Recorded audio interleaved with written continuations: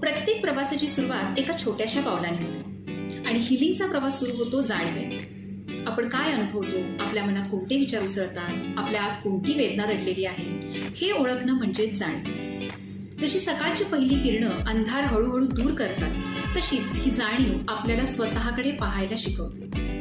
हिलिंगचा हा पहिला टप्पा सांगतो की पळून जाण्यात नव्हे, तर स्वतःला ओळखण्यात खरी शक्ती आहे.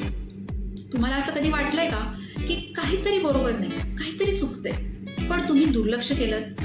बघा, एखाद्या आजाराचे उपचार जर करायचे असतील तर आधी आपल्याला कळायला हवं की आपण आजारी आहोत.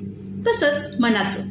तुम्हाला कधी असं वाटलंय का की काहीतरी बरोबर नाहीये, पण नेमकं काय हे समजत नाहीये?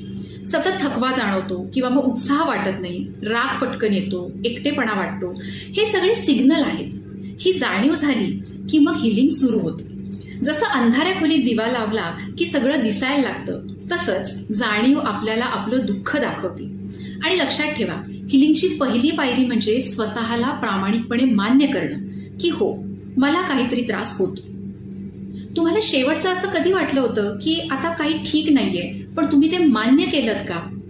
एक लहानसा उपाय सांगते. रोज 5 मिनिटं स्वतःसाठी काढायची आणि स्वतःला एक प्रश्न विचारायचा की मी खरंच कशी आहे किंवा मी खरंच कसा आहे.